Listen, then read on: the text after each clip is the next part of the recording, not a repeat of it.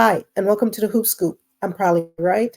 Immediately after the NCAA tournament wrapped, there has been a fierce debate going on as to whether Caitlin Clark should be in the GOAT debate for women's college basketball, or is she already stamped approved the GOAT? So much so that ex and current players who had given their views on the debate have been labeled jealous gatekeepers for apparently hating or shading Caitlin Clark. To understand if this is hate, shade, or just the environment of competitive sports, I've compiled a few clips of these players giving their viewpoints. Let's jump in. Does she need to win a national championship in order to be considered the GOAT? I don't think so.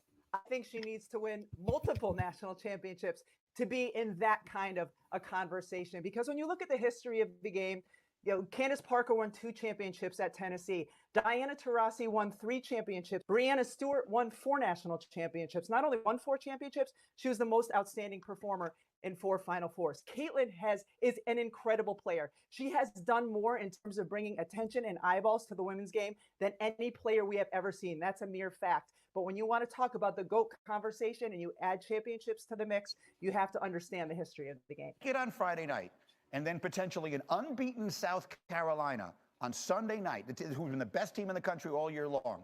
If you come in here on Monday morning, will you say to me, Greeny, she is the greatest of all time? I will say that she has probably had the greatest all-time college career, college year. If I can boil it down to 1 year. I get what Rebecca Lobo is saying, and don't get me wrong, in a vacuum, you probably would take every single one of the players that she just mentioned over Caitlin Clark. But I do think something is very unique that's happening in the women's game that you have to acknowledge. The last 5 years, we've had 5 different NCAA championships on the women's side. You got to go back to 92 through 96 for the last time that happened. And so the players that she just rattled off are at these historically excellent institutions for women's basketball and dominated the landscape.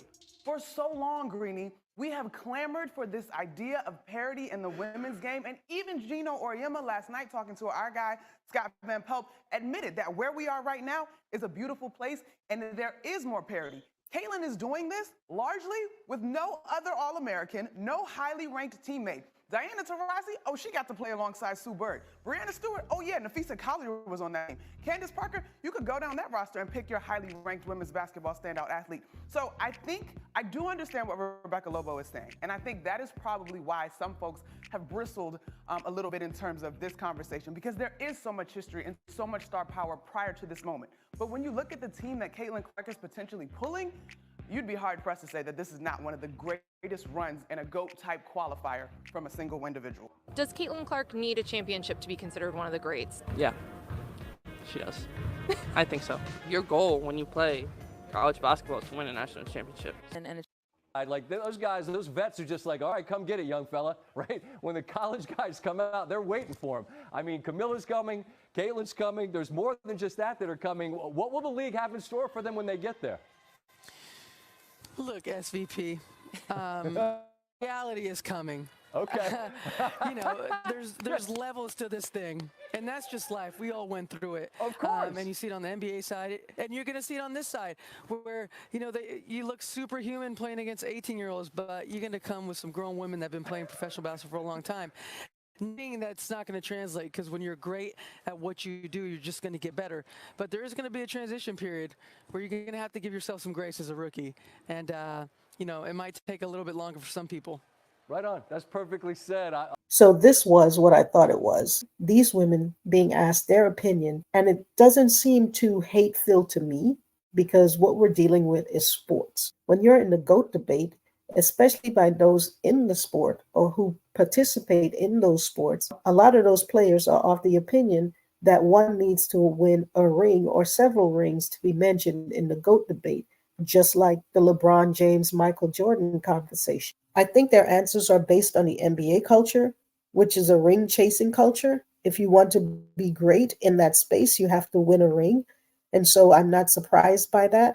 I'm not surprised by their answers either. I don't think that Lobo's answer was hateful, because she complimented Caitlin, saying that she was one of the greatest offensive players.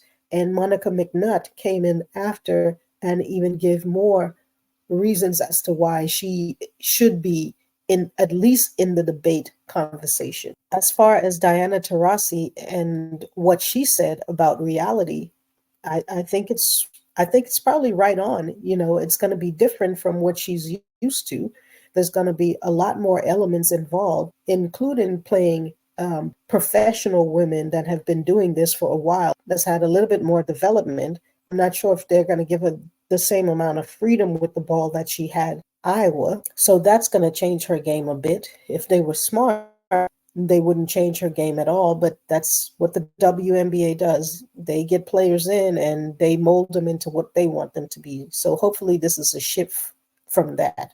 But don't let me go off on a tangent on that. I think Brianna Stewart was just straight to the point, because at this point she's, I guess, considered the GOAT because she has the most championship. As McNutt said, when these ladies were winning 2, 3, and 4, and they were on dominant teams, and there was really no parity in the sport at that time.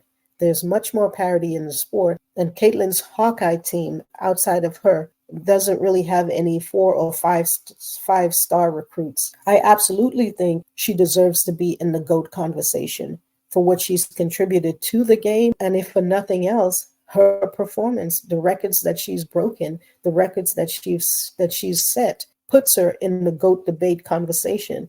She reminds me of LeBron James when he entered the NBA. Even his teammates were talking smack about him.